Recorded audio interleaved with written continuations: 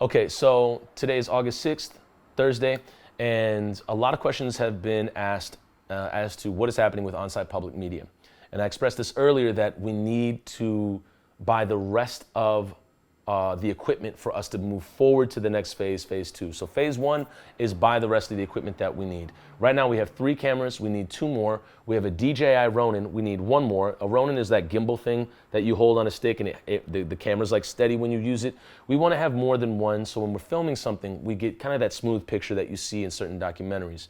We're also purchasing a drone that'll be able to get drone footage of marches, rallies, protests, interviews, communities, and then there's a pack of batteries as well that we need, because when we do these interviews, all the lav mic packs have to have batteries, and if you have rechargeable batteries, better for the environment, I think, and then they're better for the environment, right? Yeah, okay, Max confirmed with me, so you can take it up with Max. We need rechargeable batteries basically because they're just convenient and we need that for the lav packs. 2 more cameras, and those cameras have to have lenses with them. Then there is another camera that we have that operates on an iPad. There's an iPad we need to purchase, and then a GoPro. So there's also a GoPro that we have in some of the rallies and protests. It's good just to get like footage of some of the marshals or the biker marshals or people that are just from a very different angle, like a high up angle that a camera person cannot get.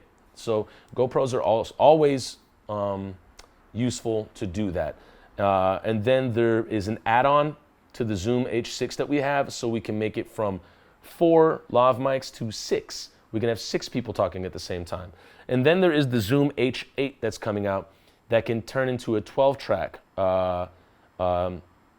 portable recorder as well. So that being said, then we would be able to record huge roundtable discussions and not miss a beat with the sound at all.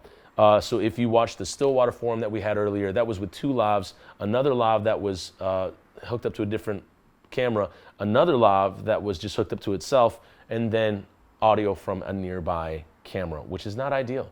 We want to have lavs for everybody, lav party. To do that, and you know, I'm not shuddering at this number. I'm not afraid of this number. I think we can do it. I really do.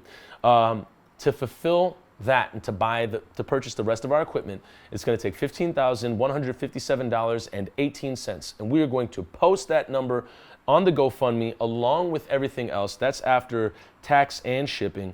So that's it, 15,157.18, and that's the number that we need going forward. And once we fulfill phase 1, then we go into the exciting part, phase 2, where we start purchasing cameras for youth of color. We put the cameras into their hands, teach them how to use it, and then say, fly, fly away. Go, it's yours. This is not unfortunate, but it's tough to say because the weapon that we have as people of color that seems to be the most effective is our cameras. And that is to show white folks just how dangerous and violent these institutions are towards us, and police are towards us, and these white institutions are towards us, and it gives them an idea of what white supremacy is. And it does come down to,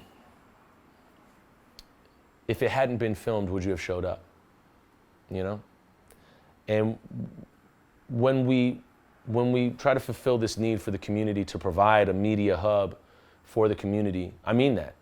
And I don't think it's going to be I think the next year of my life is going to be absolute,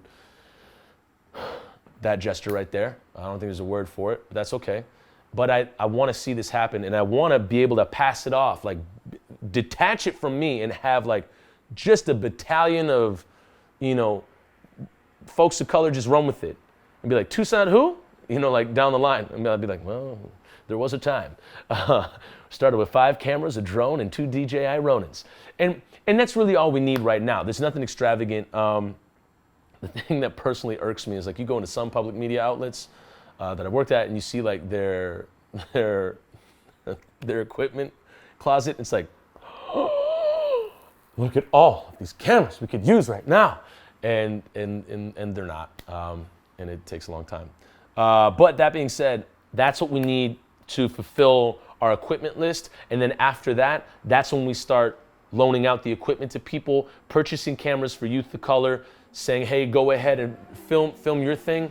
And then we're gonna be more readily able to have maybe 2 crews go out and start filming people and interviews with other folks and just be moving all the time. After that, it's gonna be to start to build funds to start to pay editors. Because right now, a lot of people are doing it out of the goodness of their heart. Thank you so much. And it's really time to create a budget to actually pay folks that are doing this film work, and to really create a majority public media group of color. Like that's a thing that could happen. And right now, it's kind of going in that direction. There's a fair amount of people of color on this group, and it's not majority. It's almost like half and half, but it is definitely happening. And I didn't even. It's just worked out like that. So that's the number that we need for the GoFundMe. The whatever donation button that you go to at the onsitepublicmedia.com or .org, somebody out of the goodness of their heart is making us a website. I know how to use WordPress a little bit, but that would just not bode well. Baby's going in all directions right now. Baby don't need to be making a website. So thank you to the person making that. So the GoFundMe will be there, and whatever donations come in from the website will go to that GoFundMe as well, and we'll be adding up the numbers, and once we hit it, boom, we hit it. And then we'll move into phase 2. And so it's super important. And in this case, the reason why I'm doing this is because it came from somebody that has been giving to the Venmo and to the Patreon. And the money that you gave to the Venmo and all of that we were a 3-person crew in the beginning. 1 editor, 1-ish DP, and then me. And that DP maybe had somebody else working with him. Maybe, like 1 out of the 10 times we would go out. And so they were doing no film work. I was doing no film work. We're just out here trying to run and run and run. And so that money would go to editing, what little equipment we could afford at the time, and then also getting I guess that wasn't something that came out of the budget. It was already there. But either way, it went to editing and shooting and being on the ground and then also eating. Take everybody out for lunch or dinner. And so that was that. And then moving forward, this is bigger now. And I think this person said, we need to know exactly what you're buying and how much it costs. So $15,157.18.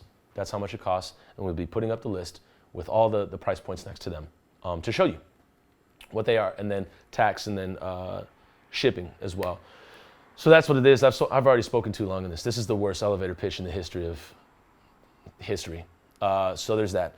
Anyways, that is what On-Site's phase 1 is, and then phase 2 is getting cameras and putting them into the hands of Youth of Color, and then supporting editors and the labor moving forward. So that's what it is, and we will be concise, clear, and transparent all the time about this. You're going to have the receipts. I'm going to be showing them. It is what it is. I love y'all. Go to the GoFundMe. Thank you so much. We'll see you in the next video.